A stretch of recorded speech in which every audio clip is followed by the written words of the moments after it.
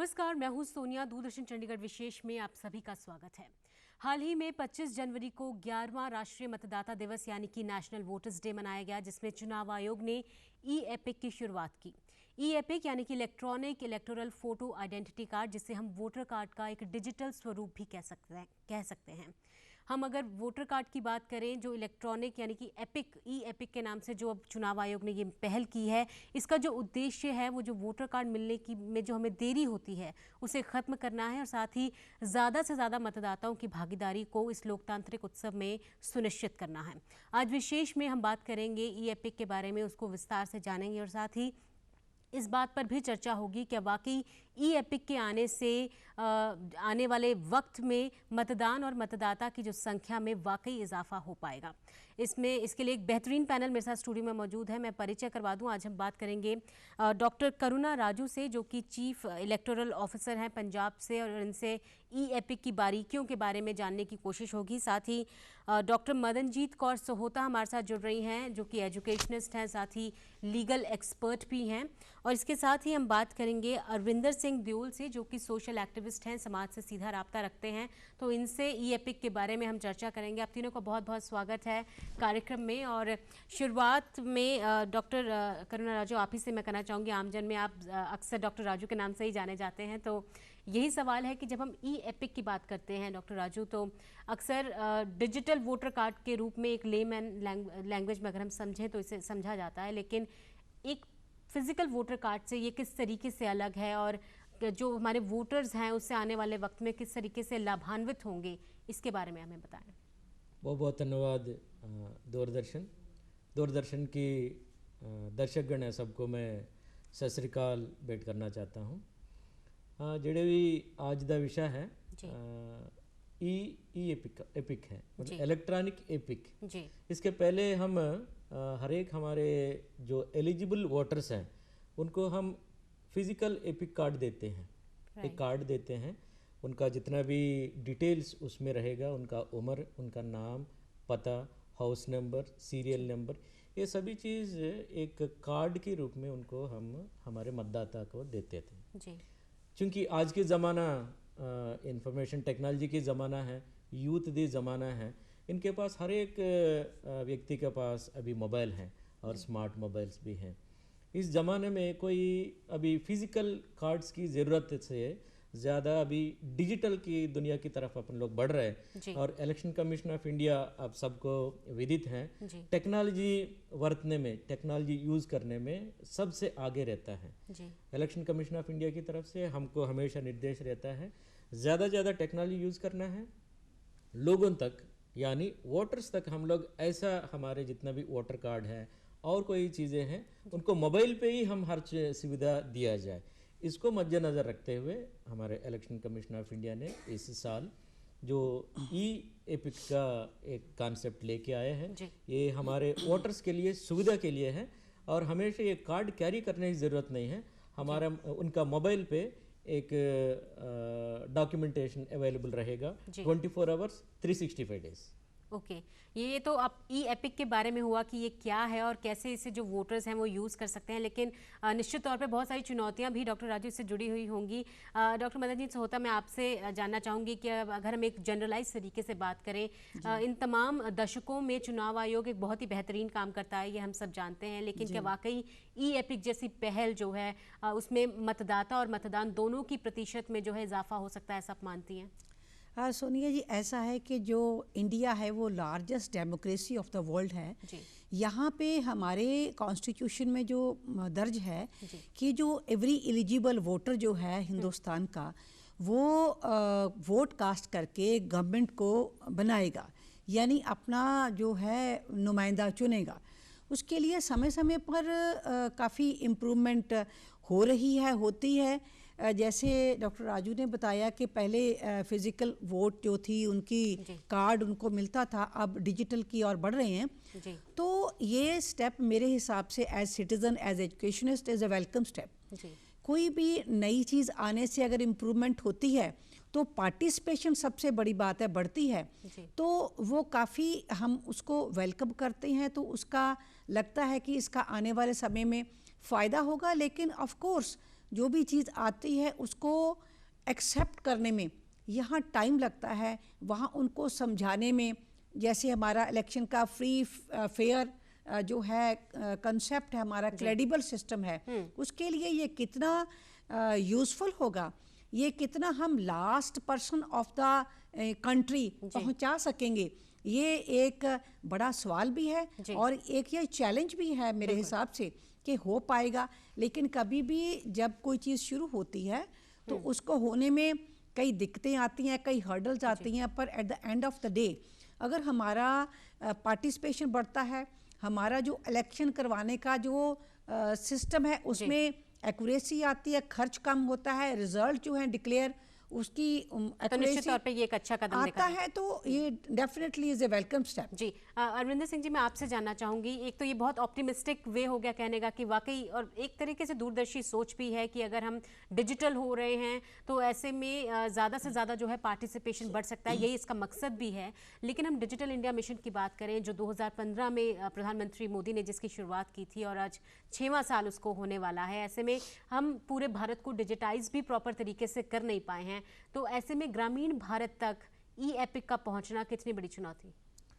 देखिए, बात सही है, किसी चीज़ को इंट्रोड्यूस करने के साथ उसके टीथिंग प्रॉब्लम्स जो कहते हैं, जो शुरुआती दौर में कुछ प्रॉब्लम्स आते हैं, वो हमेशा रहते हैं जी। और सबसे बड़ा मुझे लगता है कि फीडबैक सिस्टम एक होना चाहिए कि वो फीडबैक लेके कितना आप उसको प्रोएक्टिवली इम्प्लीमेंट करके वो खामियों को दूर करते हैं, वो सबसे बड़ी इम्प्लीमेंटेशन स्टेज की स्ट्रैटेजी और चैलेंज है। मुझे लगता है कि इलेक्शन कमीशन उसको बहुत अच्छे तरीक़े से करती है।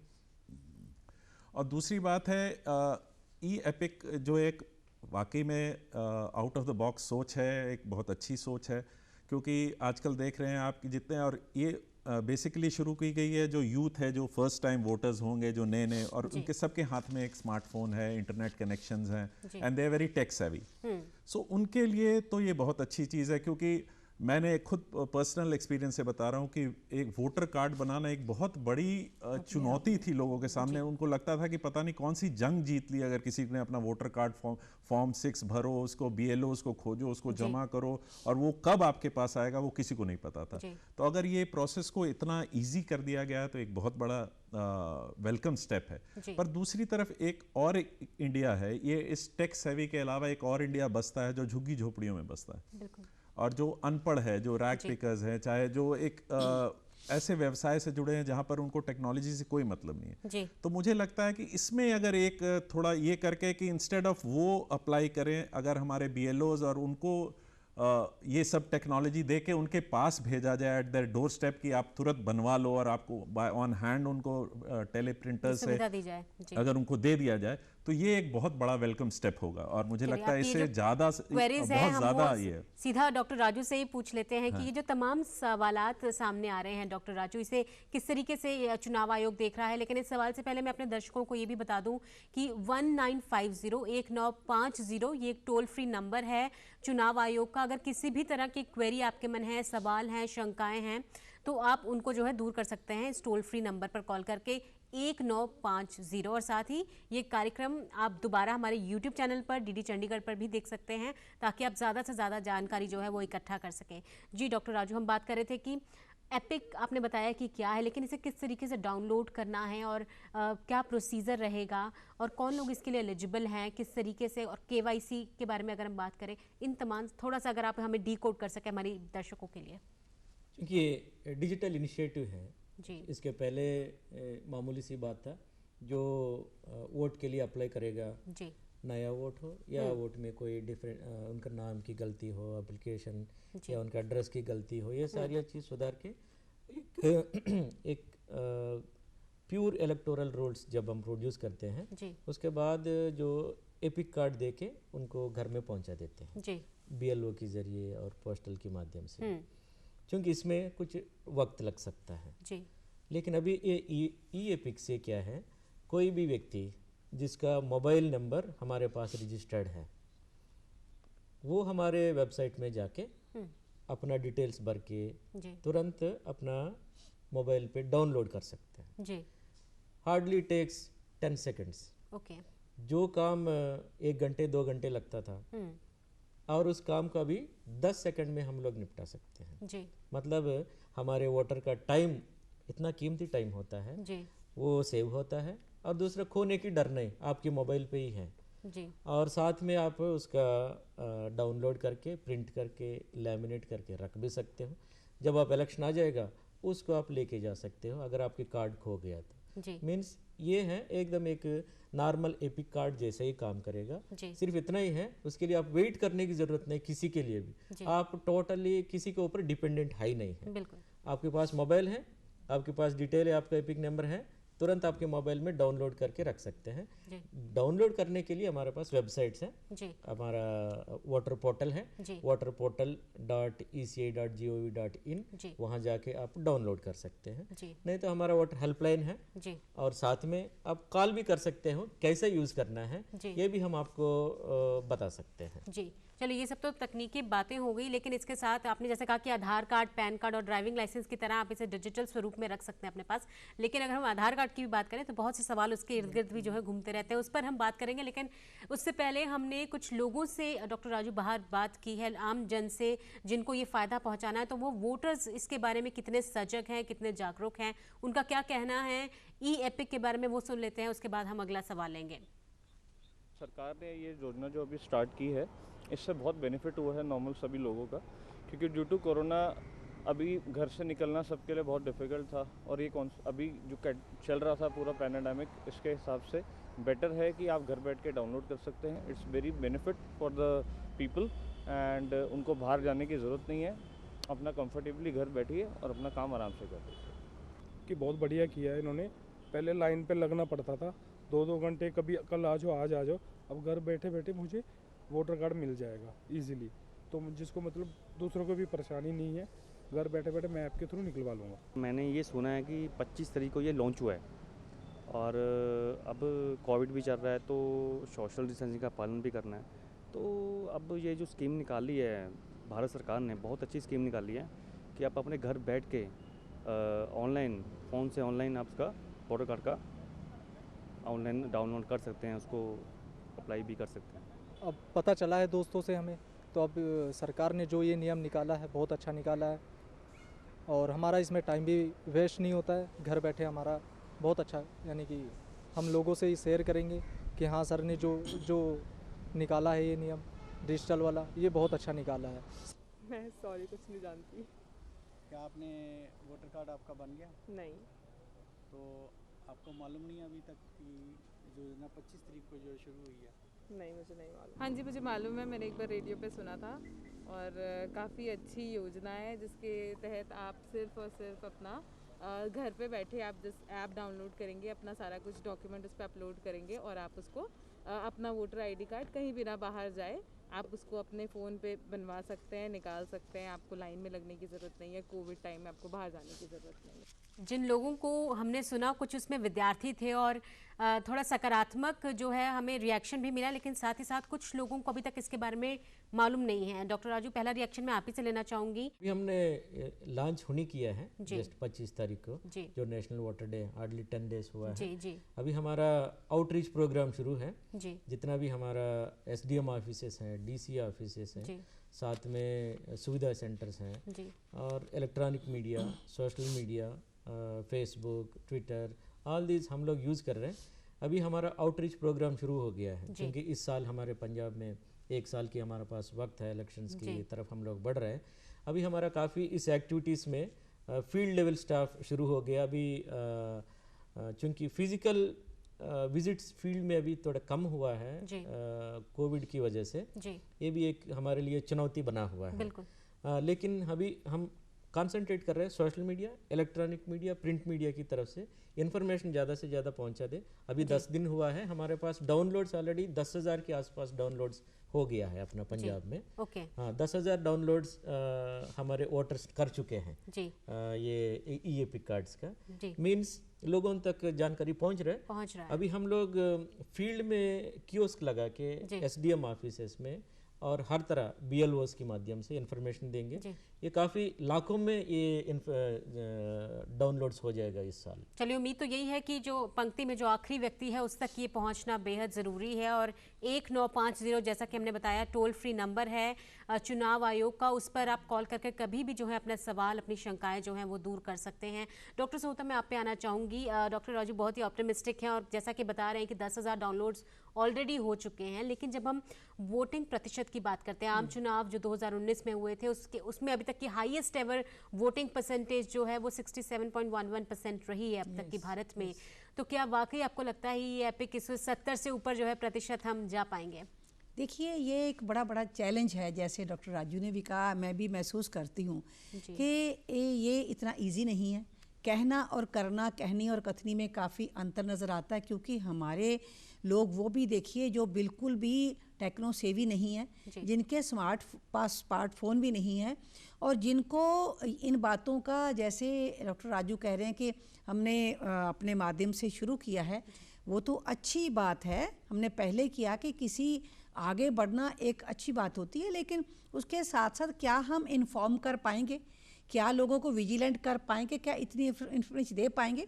मेरा इसके बारे में सोनिया जी का सुझाव है कि अगर हम सचमुच ही इसके बारे में सतर्क हैं तो हमें सबसे पहले हमारी जो लोकल सेल्फ गवर्नमेंट है अप टू पंचायत लेवल, हमें उनको ट्रेन करना चाहिए ताकि वो हर विलेज में जाके, क्योंकि हमारा जो इंडिया है ये ज़्यादा विलेजेस में रहता है और हमारी जो है पॉपुलेशन, हम रूरल पॉपुलेशन को ज़्यादा वो रखते हैं, क्योंकि ये हर एक का अधिकार है वोट देना और उनका यहाँ राइट है, वहाँ उनके पार्टिसिपेशन भी हमें इंश्योर करनी चाहिए। तो उसके लिए हमें चाहिए कि जैसे अप टू पंचायत लेवल, हर लेवल तक हम अवेयर करें, उनको एम्पावर करें, उनको बताएं और उनको उन तक पहुँच करें। ये कहाँ तक हो पाएगा, कितना टाइम लगेगा, ये मुझे थोड़ा सा लगता है कि जैसे आपने कहा कि पहले भी जो पार्टिसिपेशन है हम 70% तक भी नहीं लेके जा सके हैं। क्या इस माध्यम से जो हमारा लक्ष्य है कि पार्टिसिपेशन हम बढ़ा सके, क्या उसको हम पूरा कर पाएंगे?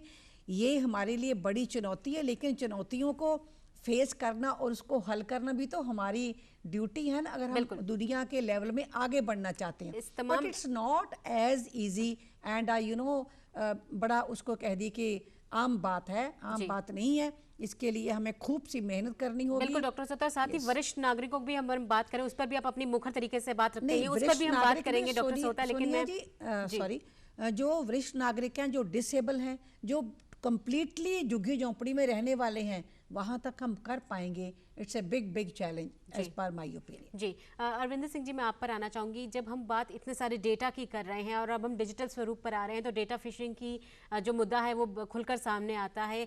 कितना आपको लगता है कि ये प्रोटेक्टेड रहेगा? क्योंकि आधार कार्ड की भी जब हम बात करते हैं, बहुत सी ऐसे सवाल जो हैं वो सोशल मीडिया पर सामने आते रहे हैं कि जहाँ पे डुप्लीकेशन होती रही है डिजिटल कार्ड्स की, और साथ ही साथ जो डेटा है उसकी प्रिवेसी पर भी एक बड़ा सवाल है। बात जैसे पूरी ये खाली इंडिया का ही नहीं मामला है, ये पूरे वर्ल्ड का मामला है।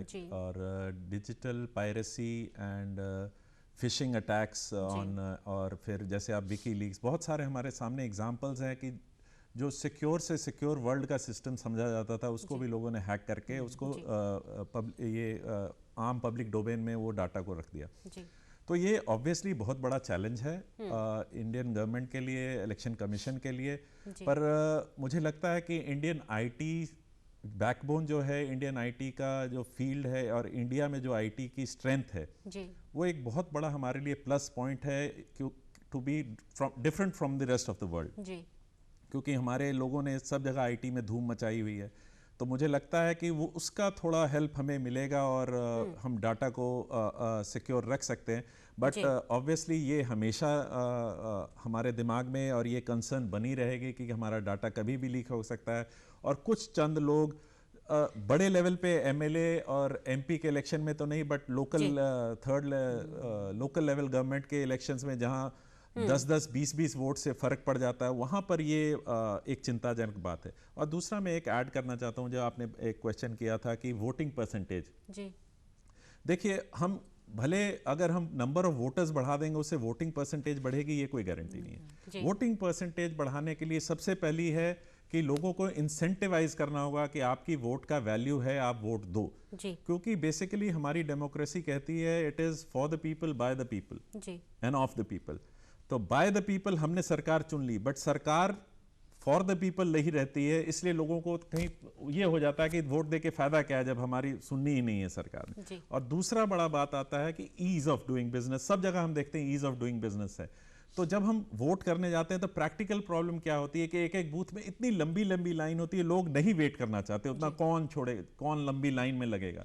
तो हमें कुछ ना कुछ ऑल्टरनेट तरीके निकालने होंगे, इलेक्शन कमीशन को निकालने होंगे कि बंदे को अगर आदमी वोट करना चाहता है तो उसको ये तकलीफें ना झेलनी पड़े कि लाइन में लगें और 2-2 घंटे वेट करें तब मेरी वोट मैं दूंगा, और जब तक जाके दूंगा तब तक कई बार पता चलता है कि आपकी वोट कोई ऑलरेडी दे गया जी। तो ये बहुत सारे हैं, इसमें वर्क करना चाहिए, कुछ ऑल्टरनेट तरीके वोटिंग के निकालने चाहिए गवर्नमेंट को, जिससे बंदा मतलब अपने वोट का अधिकार तो करे पर उसको देने में तकलीफ नहीं हो। करना चाहते हैं। डॉक्टर राजू, ये भी एक बड़ा मुद्दा है, जब हम वोटिंग की बात करते हैं तो कई लोग वोट करना चाहते हैं लेकिन उस वक्त उस स्टेट में ना होने की वजह से, अपने क्षेत्र में ना होने की वजह से वोट नहीं कर पाते। तो रिमोट वोटिंग प्रोजेक्ट भी एक बड़ा मुद्दा है, मुझे लगता है चुनाव आयोग शायद इसमें काम भी कर रहा है, लेकिन कितनी जल्दी ये हो पाएगा, क्योंकि ज़्यादा से ज़्यादा शायद पार्टिसिपेशन में ये एक बहुत मील का पत्थर साबित हो सकता है प्रोजेक्ट।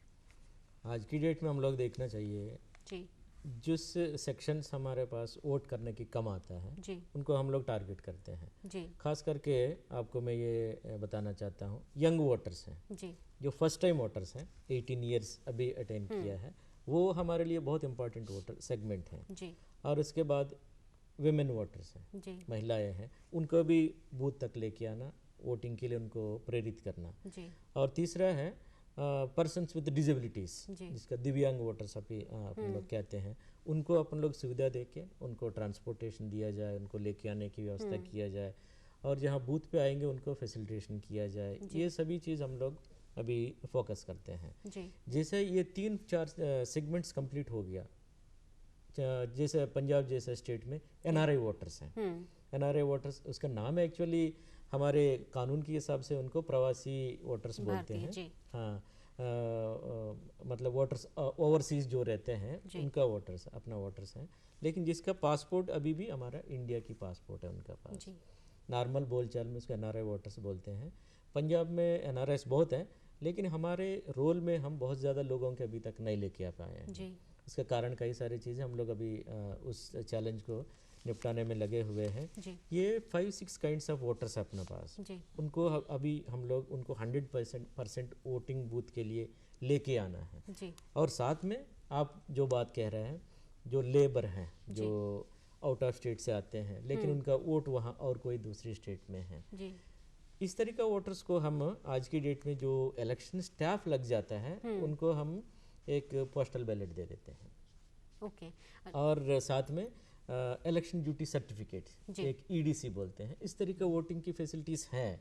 लेकिन जो वोटिंग सेगमेंट का आप बता रहे थे, जो खास करके लोग यहाँ नहीं रहता है, लोग हैं लेकिन उनको वोट कोई दूसरी जगह है, उनके लिए आज की डेट में हम ये नहीं किया है, क्योंकि इसमें काफ़ी सारे दिक्कतें हैं। अभी इलेक्शन कमीशन ने इसके बारे में सोच रहे हैं, ये फ्यूचरिस्टिक स्टेप है। ठीक है डॉक्टर राजू, एक और भी बहुत ज़रूरी बात है जो कि अरविंदर सिंह जी ने भी और डॉक्टर सहोता ने भी उठाई है कि जो KYC है, क्योंकि आधार कार्ड अगर जिनका नहीं बना है वो किस तरीके से KYC फिल करेंगे, क्योंकि उसके बिना आप ePIC को डाउनलोड नहीं कर सकते हैं। और जो करेक्शंस हैं, अरविंदर सिंह जी से मेरी बात हो रही थी, और ये बहुत बड़ा मुद्दा है कि हमारे तो कई बार जो हमारे बेसिक सर्टिफिकेट्स बने हैं उसमें स्पेलिंग करेक्शंस ही बहुत ज़्यादा हैं। अगर हम उनको ठीक करने बैठेंगे तो शायद बहुत समय लग जाएगा।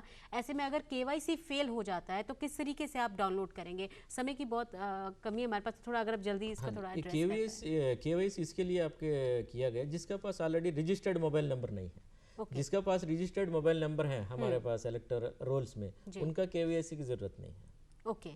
जिसका ये registered mobile number, particular mobile number उनको लिंक नहीं किए गए, उनके लिए ये चीज़ की ज़रूरत पड़ता है। वो क्या है, अपना KYC का एक पोर्टल है, वहाँ जाके अपना मोबाइल नंबर डाल दिया, न्यू मोबाइल नंबर हो गए उनका, और उनका फेशियल रिकग्निशन होता है, वो तुरंत पहचान लेगी। इनका ऑलरेडी फ़ोटो ऑलरेडी हमारे इलेक्टोरल रोल्स में है, आगे उनके पास तुरंत आ जाएगा। अगर मैच नहीं कर रहे फिर नहीं आएगा, क्योंकि हम लोग जैसा जनाब व्यक्त किया है इसमें security of the data security so crucial है। देयरफॉर हम लोग जब तक सेटिस्फाई नहीं होंगे, OTP आ जाएगा, सेटिस्फाई नहीं होंगे, तब तक वो कार्ड उनको फिर नहीं मिलेगा। लेकिन डॉक्टर राजू, ऐसा भी देखा जाता है कि OTP कई बार बहुत देर तक आपके फ़ोन में आता है और आप जो गिवन टाइम पीरियड है उसमें नहीं दे पाते हैं, तो ऐसे ये छोटी छोटी जो टेक्निकल प्रॉब्लम्स हैं उसको कैसे चुनाव आयोग? अभी तक अपने पास OTP इश्यूज आए नहीं हैं क्योंकि अभी ट्रैफिक कम है। ओके। लेकिन जब इलेक्शंस नज़दीक आता है ट्रैफिक बहुत 10 गुना बढ़ जाता है। उस समय के लिए अपना सर्वर्स काफ़ी बड़ा सर्वर्स है इलेक्शन कमीशन के पास। नॉर्मली हम लोग OTP इश्यूज नहीं देखते हैं क्योंकि हमारा डेटाबेस है, मेरे ख्याल से आधार के बाद जो डेटाबेस अगर है दुनिया में वो हमारा इलेक्शन की डेटाबेस है। हमारा सर्वर्स भी टेक्निकल एक्सपर्टाइज भी इसी तरीके हमारा गियर्ड अप है सिस्टम। चलिए, मैं कंक्लूडिंग कमेंट्स चाहूँगी आखिर में। अरविंदर सिंह जी, आप क्या कहना चाहेंगे? ये एपिक का ये जो पहल है चुनाव आयोग की, कितना ज़्यादा हम उस लक्ष्य को भेद पाएंगे?